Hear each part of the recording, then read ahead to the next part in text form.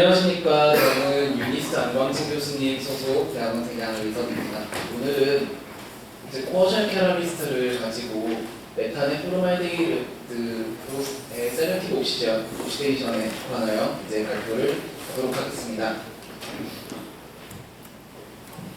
우선적으로 C1 케미스트리에 대해서 말씀을 드리고 싶은데요. 대표적인 C1 몰레큘이 이산화탄소에 의한 환경 문제를 아직도 해결하지 못하고 있는 현재 이제 이산화탄소를 포함한 이 안정적이면서도 저희 주변에 굉장히 많이 존재하고 있는 카본이 한 개짜리 몰레큘들을 어떻게 하면 활용할 수 있을까에 대한 전체적인 연구를 이제 C1 케미스트리라는 터미놀로지 안에 담아볼 수 있겠는데요.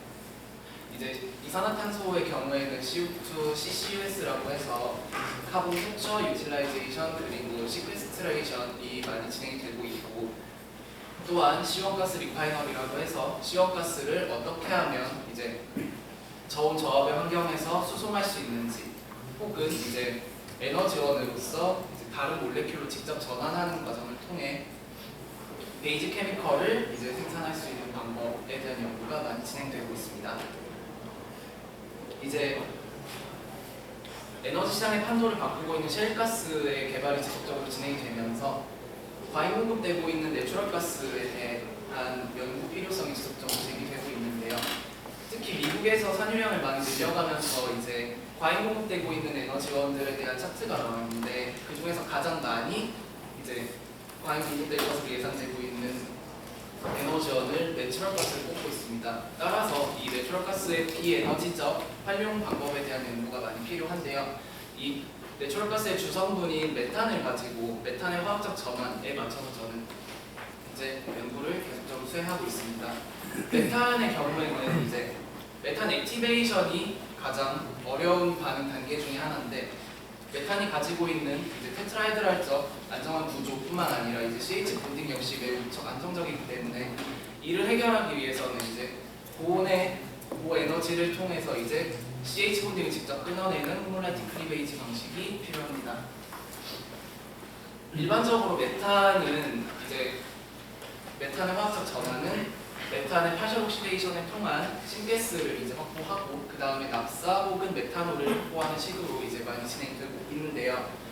제가 타겟 프로덕트로 선택했던 포르말데히드의 경우는 지금 공업적으로는 메탄올의 환원 과정을 통해서 많이 생성되고 있습니다.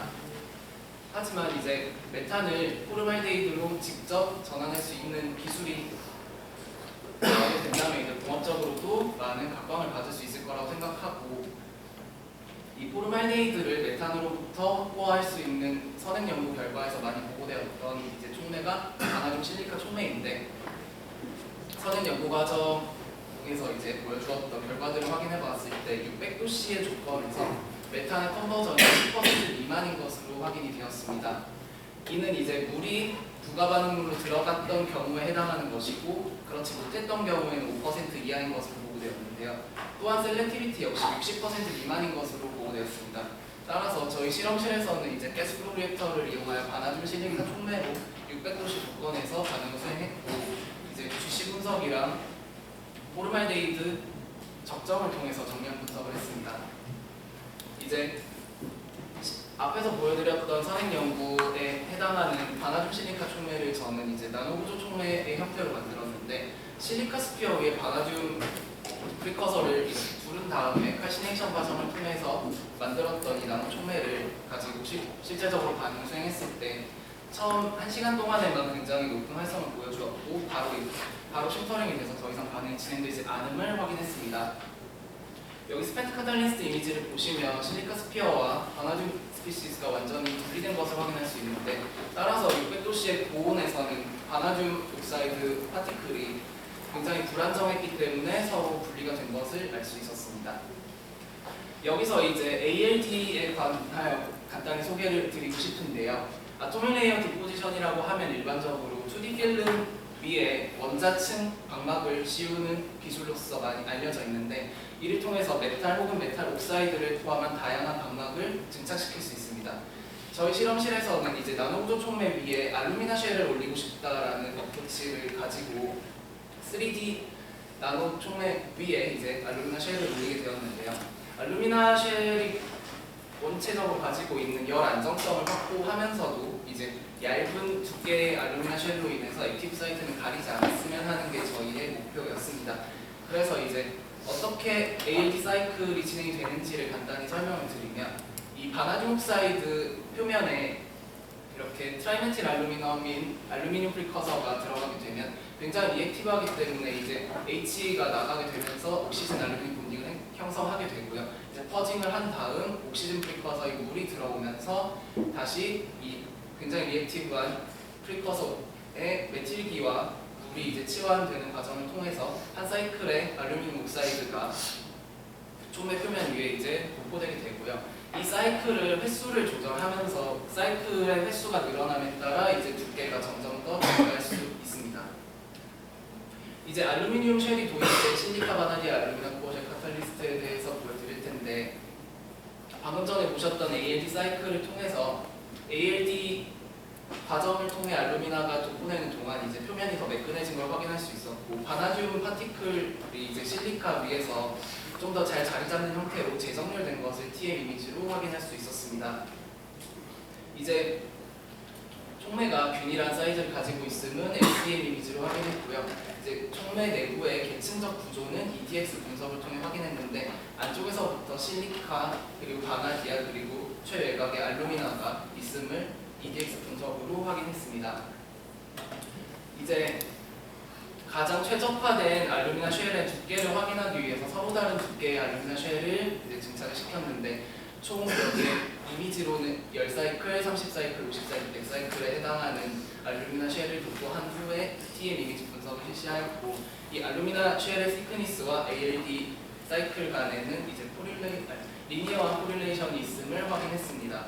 이 알루미나 쉘이 도입된 나노 구조 촉매를 이제 XRD 분석을 확인해 보았을 때, 이 알루미나 쉘이 도입되기 전 바나듐 옥사이드가 확실하게 보였던 XRD 피크와 달리 이제 알루미나 쉘의 두께와 관계없이 모든 인텐시티가 줄어든 것을 확인할 수 있었고요. 이는 이제 알루미나 쉘이 ALD 방식으로 도입됨에 따라 아모포스한 알루미나 쉘이 형성이 되었기 때문에 이제 가려진 효과라고 보시면 되겠습니다.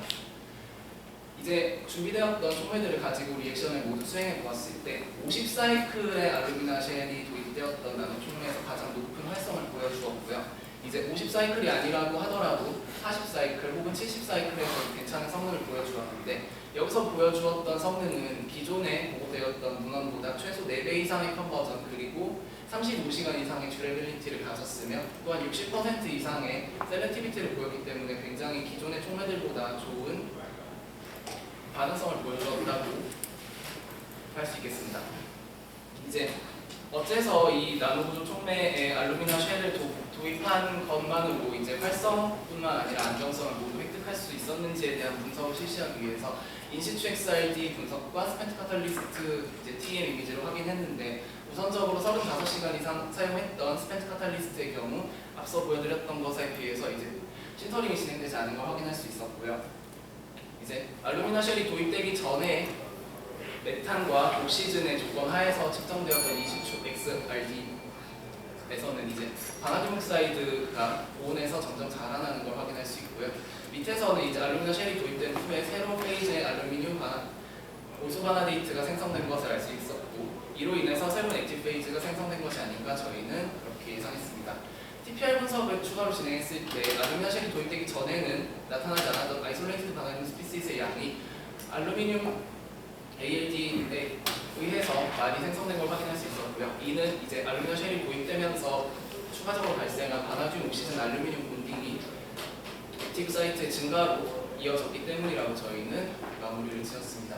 컨클루전을 설명을 드리자면, 이제 기존에 많이 사용되었던 바나듐 실리카 나노구조 촉매로 만들었었고, 열 안정성을 위해서 도입했던 알루미나 쉘이 이제 열 안정성뿐만 아니라 실제적인 촉매의 활성에도 기인했는데, 그 이유가 새로운 액티브 페이즈인 바나듐 옥시즌 알루미늄 본딩의 형성 때문이었다라고 저희는 마무리를 지었고요.